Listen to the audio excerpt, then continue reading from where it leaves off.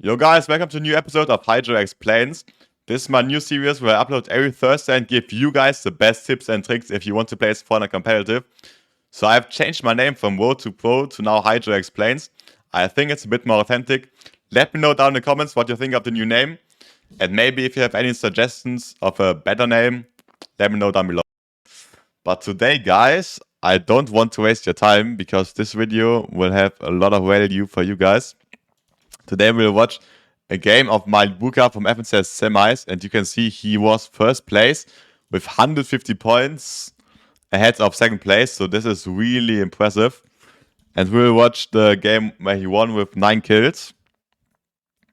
So I think this can help you guys now, even though FNCS is over, to one, improve for next season, because 2 FNCS will be the whole year. There will be, I think, 2 more FNCSs, or at least 1 more FNCS of Duo. And there are still these Duo Cash Cups. And I think if you practice a lot and you watch these videos and you get some things right, you can easily qualify the Cash Cups. So make sure to watch till the end.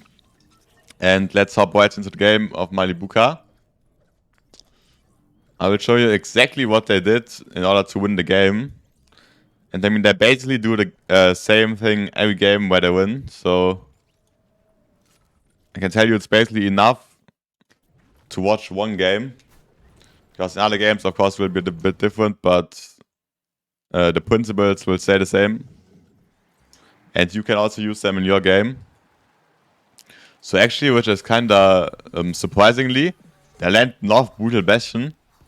I thought they would land here at the racetrack, but it seems like that they don't land there in opens. Maybe because they want the Mythic Pump. Obviously, the Mythic Pump is at North Brutal. But yeah, the land here, I mean, off spawn, guys, to be honest, I say it over and over again. You just need to have your own drop spot. I mean, there's not really much you can learn from, I think, from other people's off spawn. You just need to think of your own off spawn strat and maybe what you teams which land at your spots, which are really good. So one thing I noticed, look, he got a katana here, but he puts in the cone. So one, no other enemy gets katana. But secondly, he wants to keep his ODM for the early game fight. Because in the head, I already know they will fight the team of the opposing sides from South Bastion. So they will get the bots 100% in order to get the wall then. So now he instantly takes the flag. I think if you land in a PI, the flag is really important, because it gives you clear vision where all the enemies are. Then no third parties can happen, and you can easily fight the other team. Because, for example, look now, there are 2 teams. There are even 2 teams. They will fight now without any vision. They could easily get third parties. And now it's how Buka, look, while he's capturing the flag, basically, he also farms mats, which is basically the most important point of early game. Because people have low mats, and if you have more mats than your enemy, you can easily win a fight. So yeah, now he just waits, he gets the flag. And he sees there's only 1 team is left, so that's basically a sign that they can push this team now. So actually now Buka ODM is on them. So that's the reason why he took the ODM before. Also because you can use the attack. But guys, now with the new update, the attack is not as good anymore. So I would not recommend you guys to do the attack with the ODM item. I think it's not worth it anymore, to be honest. But look at them. They see, okay, the enemy team is just boxing with shield cake and everything. So that's not really worth fighting. That's not really worth fighting, because I will just run away in this house. So they don't even fight here. They're disengaged now. You don't need to fight every off-spawn fight, guys. Because they know now they put pressure on this team. This team is kinda scared of them. So now they can take the bot. It's basically perfect timing because the bot just spawned. So they can easily open the vault. You see, he had the flag, so you don't even need to check the vault. If you don't have, for example, the flag or anything, always check the vault if no one camps there. Because oftentimes there are people camping. But now they basically have secured their goal, which was to get the vault. Now they have the Mythic Pump. And of course these gold slurp juices, which are really good for heal off. So now they are ready basically for the mid game. So now they farm mats, you see. Malibuka focused on farming hard mats in the early game. He has nearly capped metal and already 300 brick. Comparison, he has only 160 wood. So that's basically the main reason, because wood you can always farm in mid game because there are trees all around the map. But especially metal and also brick in the current meta, because brick is really, it's kind of rare as the bricks are not giving so much metal outside. So notice how he farms his metal and brick in the PI. And now as soon as the crate goes off, they instantly rotate for the crate. You can see it, they planned it, they were so fast to go here. I mean, actually, I think they don't really need the crate, to be honest, because they already have the mythic slurp juices. But I guess most of you won't have a vault at the PI. And so it's definitely worth going for the crate in mid game. I mean, I don't know what they really do here. They kinda... I mean, they actually killed the one guy. They basically saw that the guy was solo. And they double killed quick. I mean, if you see here, it seemed pretty free. Okay, my Thomas ID actually is camped. I mean, this is like stuff which happens some games, but... I mean, these are kills where you can't really learn from, because that's like a 1 in 1,000 situation kinda. But obviously good scouting that Anas was solo here. They can take him out pretty easy. But notice they don't go for the solo, even though they knew this now is made in the solo. But they're not really greedy for the kill. They rather go for the loot. And now, because... Oh... Wrong button. Look, the crate, it was really on edge. And they know it probably. They are stuck kind of on edge. As I said already in the last videos of Road to Pro, you can watch them by the way too. Lots of tips. More tips. If you guys actually want to improve. Edge zone in these mid-game zones is always not so good, because it's way more congested than center zone. So you see they are in edge zone. Look how many people are here. People everywhere, here people everywhere. Anvil Square, of course, because of the PI. More people are about to rotate in. So they want to get into center again before the zone closes, basically. So they don't get stuck on edge. Oftentimes, especially in cash cap, guys, you don't really need search. So you should go center and mid zone as soon as you have cap mats. It's definitely way more worth than edge zone. Because, I mean, look, center. For example, this building, there's so much refarm and there's 0 teams. And all of these hills, basically here, best position everywhere. But there are 0 teams. And meanwhile, on edge, everyone is here where nothing is. I mean, that just shows how free center is, basically.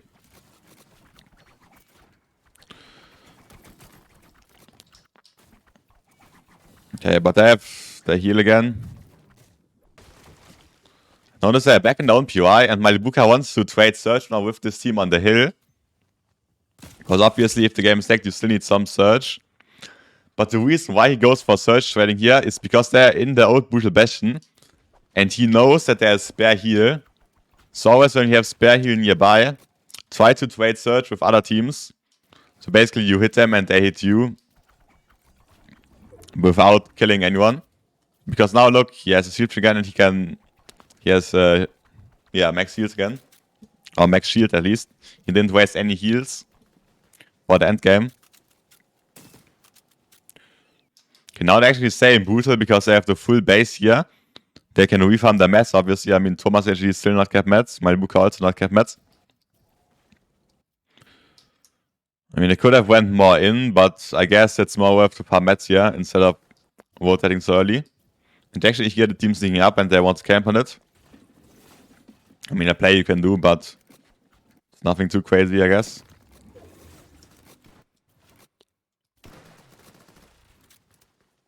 See, now they went back to the old loot. They remembered the loot from early game. So they can get back metal, which was here spare. Oh, actually, I believe someone opened a crate here, to be honest. I don't know a different reason why metal would be on the flag. That actually does not make sense.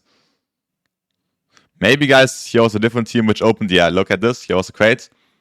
So always when you see these boxes, I mean, it's pretty easy to scout in mid-game, I think. When you have not the best loot, or maybe you just need some mats, you can always check these boxes, maybe spray a wall if there's someone inside. Because oftentimes there's spare loot from a crate. Let's say you have no heals, so many heals are here. It's most of the times like 2 or 3 metal boxes actually. Or sometimes also these brick boxes, 2x2. But most of the time it's metal. I think it's pretty easy to recognize in mid-game. You can always check these boxes for spare loot. But make sure no one camps inside, guys. Otherwise you waste the game.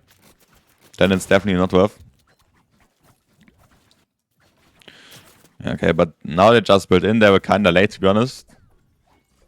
But I mean, this zone, they can stay on edge, guys. They don't need to go center because the 6th zone, always the 6th zone, is like 50-50, so it pulls on edge of the zone. As you can see here, it's actually kinda nearby. So I mean, if you are center, you have 0% chance of pulling zone, so you don't need to go center at this point of the game. And notice now, guys, one thing which also... Okay, first of all, second things actually I want to mention here. I mean, it's pretty easy. They double sprayed the team because they saw they kind of scuffed on edge here, so they can maybe get a beam. It actually didn't work out, as you can see from the heals.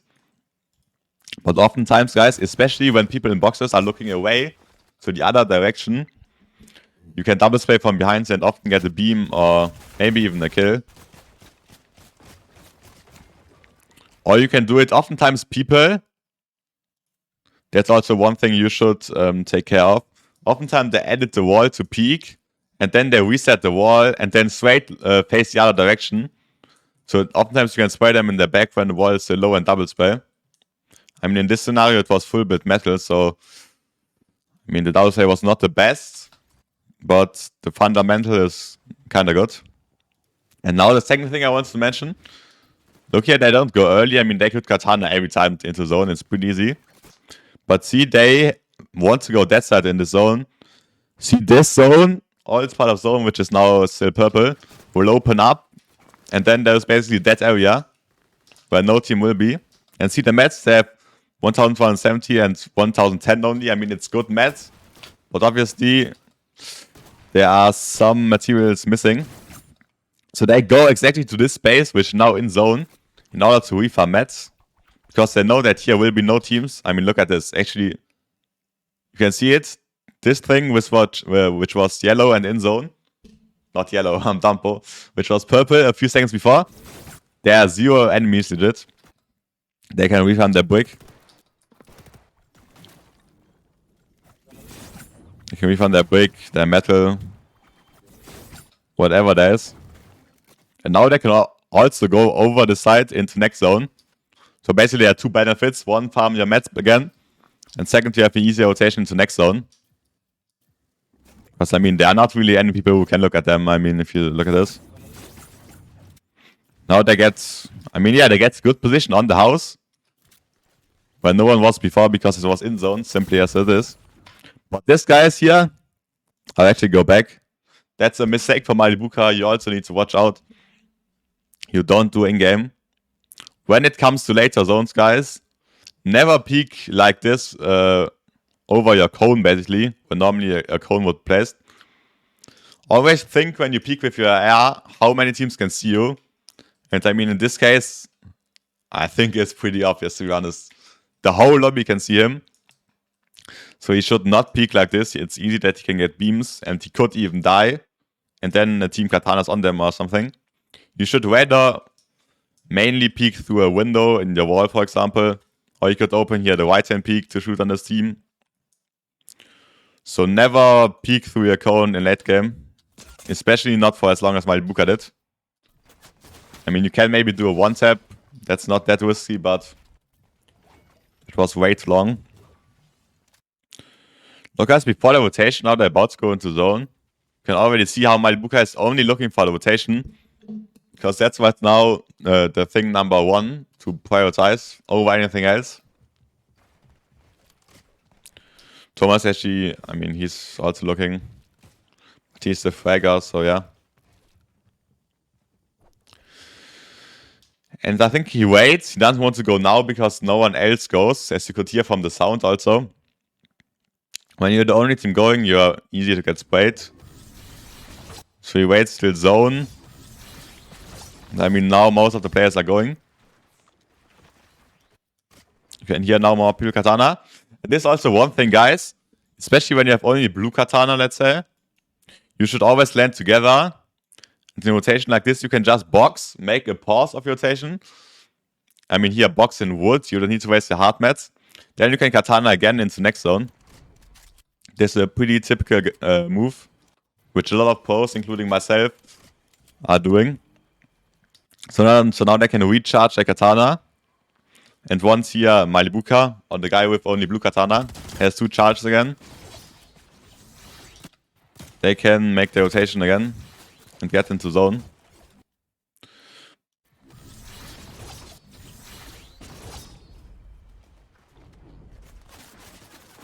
And now they're choosing a kind of bad spot to land on, to be honest.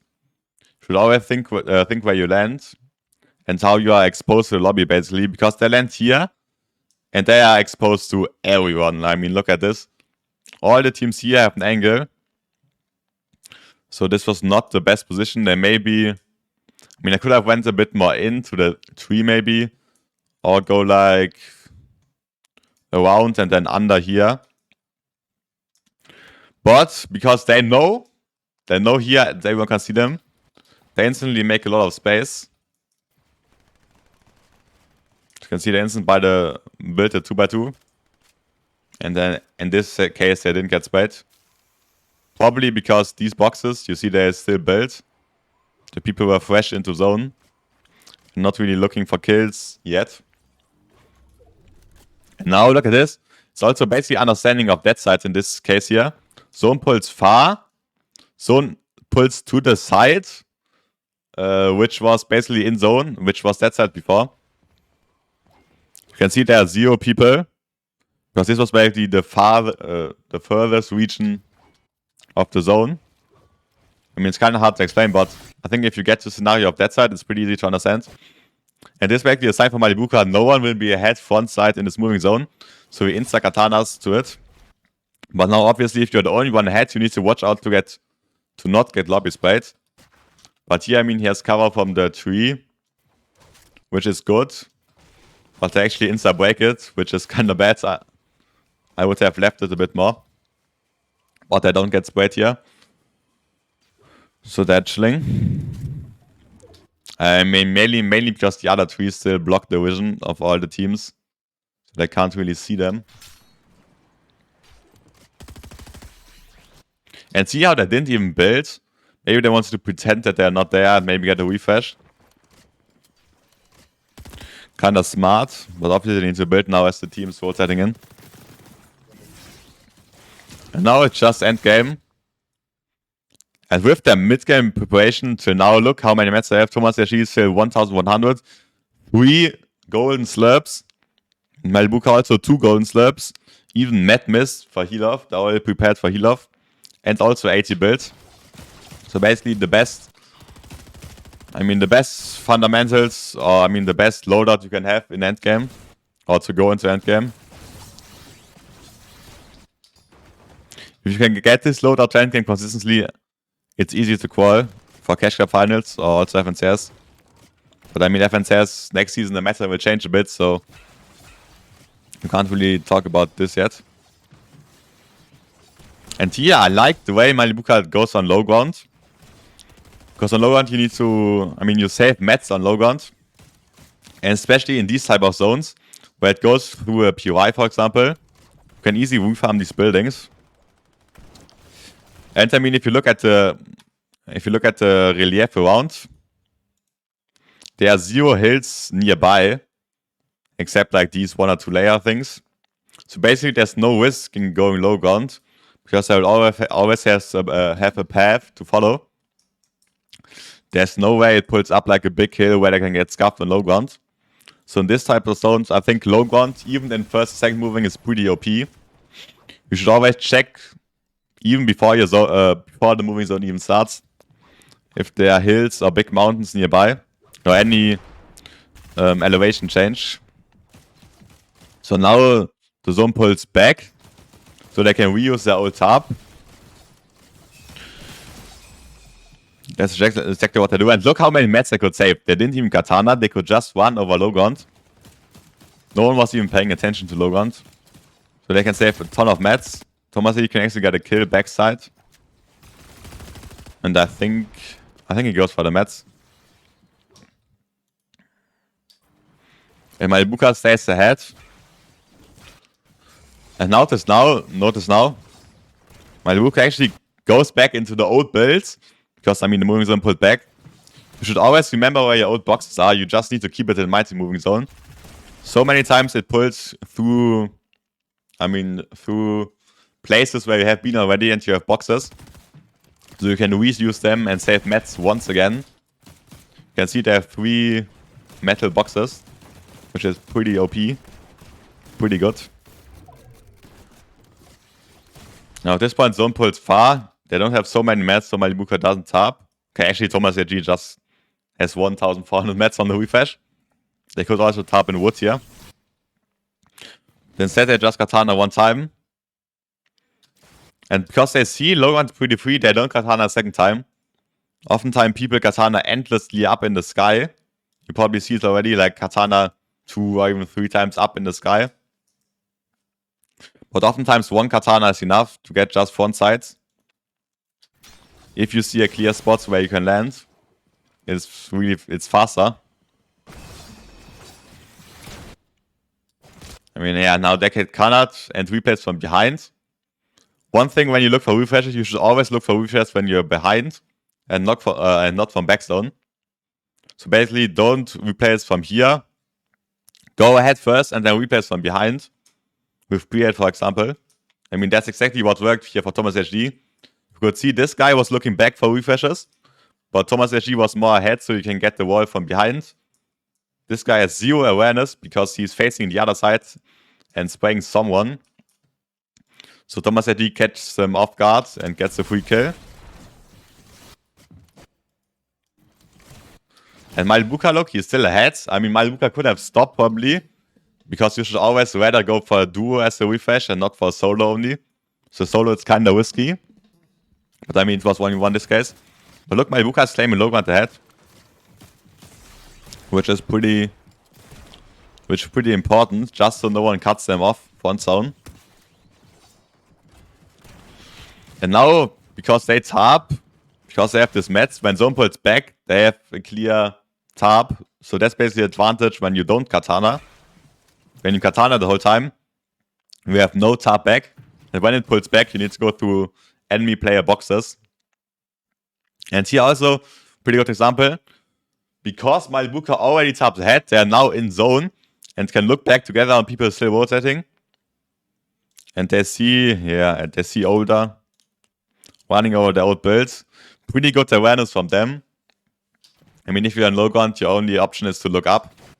But they can edit him into the box. Sadly, they don't get the kill. They should have placed the wall probably before and get like a pre-edit into this wall. I mean, but it can happen. Also could have been a refresh, you never know. And okay, actually the zone pull's kinda back, so they have the old tarp now. Because they have all these builds here already. They claimed now Logan for last moving zone. Especially in last moving zone, Logan is way better than any other layer. Except Hijoe maybe. There's also one fundamental, guys, which will stay forever in Fortnite. Last moving, you should always try to go either low ground or high ground. Because all the teams in the middle, they will get like sandwiched from low ground and high ground to the end. And then just die out. Maybe in this meta, if you have a lot of mats, you can tap mid ground and then go for heal off. But if it's not the heal off meta, low ground and high ground are essential. So Malibuka makes a good job in claiming low ground. And look how he stays ahead. Always builds the box out zone. So no other team can even jump in front of them and get low ground. Because at this point, I mean, they have enough mats to tap until heal off. and then play heal off. So they should not open really the walls here. Because every wall you can open, a team can easily jump in and kill you. It's not worth to take this risk just to maybe get 1 kill point or anything like this. Especially if you have heal off. I mean, if you have no heal offs right now, you should look for kills and try to spray someone down, for example, and then get heal off from the enemy. So you can see this guy jumps in with the Spider-Man gear. Thomas HD, I mean, he has the best aim, so he pumped him. But when you have a full tarp, the people who then jump in are pretty scuffed most of the times.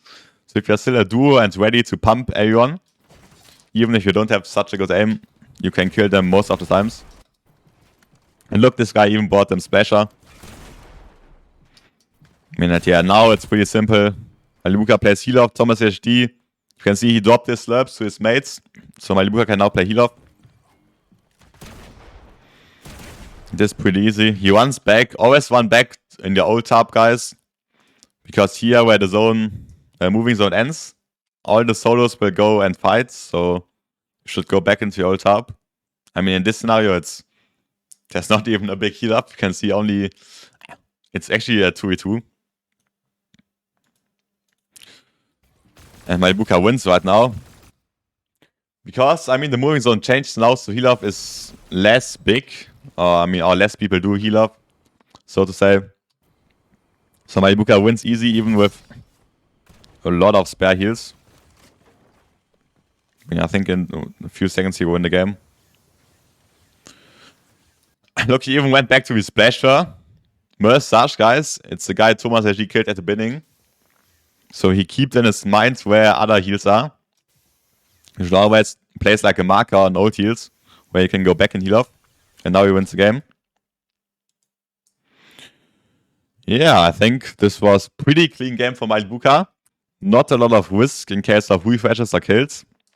Played pretty safe and then got a win. I mean, even if they didn't have all these mad mist and maybe they waited the gold heals in moving zone already, they would have gotten into heal off and get like a top 2 or top 3. And if you can get consistency top 2 or 3, it's already enough to qual like top 50 or top 100 or whatever your goal is to reach. And yeah, guys, I hope you enjoyed the episode.